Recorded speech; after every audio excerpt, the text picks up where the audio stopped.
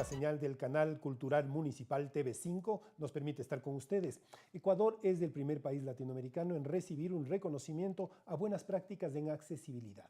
¿De qué se trata esto? Para explicarnos está con nosotros Gustavo Giler, subsecretario técnico para la gestión inclusiva en discapacidades. Bienvenidos.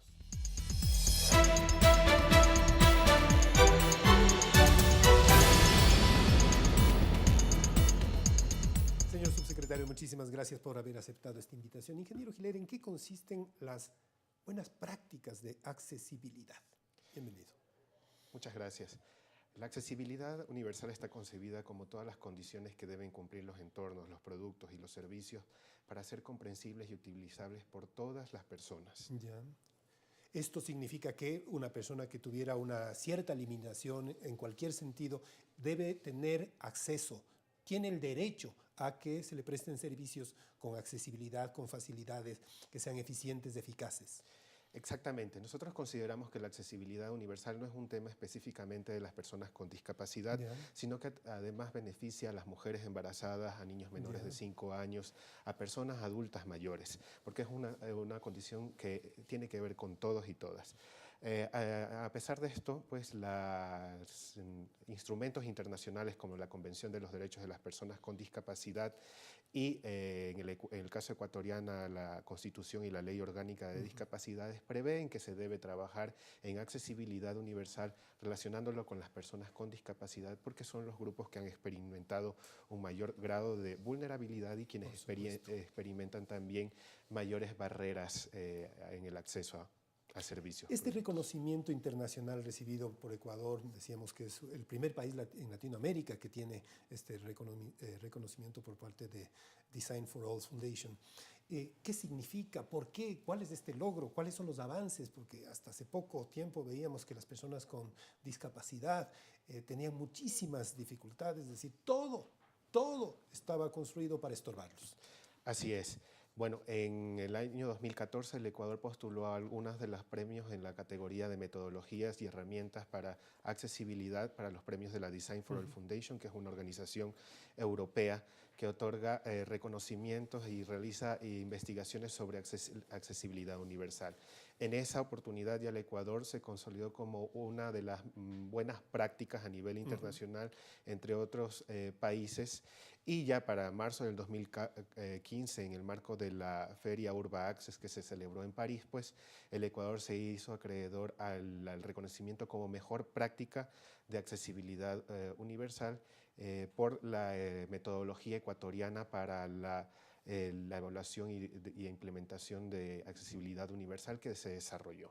¿Esto significa que ya está probándose? ¿Dónde se ha probado? ¿Dónde se ha experimentado? Efectivamente, en el caso ecuatoriano pues hemos podido probar la herramienta en 149 escuelas a nivel nacional que han sido diagnosticadas y en las cuales ya cuentan con un plan, porque no solo es una herramienta que permite hacer un diagnóstico, sino que permite elaborar también planes de intervención para realizar los ajustes razonables. Es decir, permite determinar, por ejemplo, si una institución tiene un 40% de accesibilidad universal y cuánto puede llegar a tener, si puede llegar a tener entre un 70, 80 o hasta el 100%. Me imagino que el límite es del 100, ¿no es cierto? Exactamente. También esta herramienta pues, fue aprobada también en 3 provincias. 3 provincias fueron evaluadas sus niveles de accesibilidad en las 3 regiones, en Costa, Sierra y Oriente, en el caso de Pastaza, Imbabura y Santa Elena, que fueron seleccionadas por el nivel de turismo que también tienen, porque lo vemos como un tema al que hay que apostar. ¿Qué significa tener accesibilidad al 100%, por ejemplo, aquí en estas escuelas, en estas 149 donde se ha experimentado? ¿Significa que las personas con silla de ruedas, con muletas, las personas con discapacidad visual, auditiva, pueden entrar, por ejemplo, digo, las sillas de ruedas, pueden entrar a utilizar una batería sanitaria? Así es. Bueno, la accesibilidad universal y lo que se evalúa es que haya el cumplimiento de las normas INEN que están relacionadas con el tema de accesibilidad y que fueron ya modificadas en un 80% con el apoyo de la Secretaría Técnica para la Gestión Inclusiva. Pero adicionalmente está comprendido, bueno, la discapacidad está entendida como el resultado de entre la interacción entre la deficiencia que una persona pueda presentar con las barreras al acceso al medio físico, al transporte, a las tecnologías de la información y la comunicación que pueda experimentar una persona. En este caso, entonces, se considera que son las sociedades las discapacitantes y como tal hay que romper esas barreras. En el caso específico, por ejemplo, de las escuelas, lo que se evaluaba es, por ejemplo, que las rampas y los accesos pues tengan y cumplan con la norma INEN, es decir, con las medidas específicas, aceras, porque bordillos. normalmente todo el mundo hace las rampas, pero no con las medidas que se deben cumplir, que exista el braille en todas las instituciones, no solo en los avisos, sino en el material didáctico que se utiliza, que existan pues las páginas web sean accesibles, que cuenten con sistemas que puedan ser comprensibles y utilizables por todas las personas.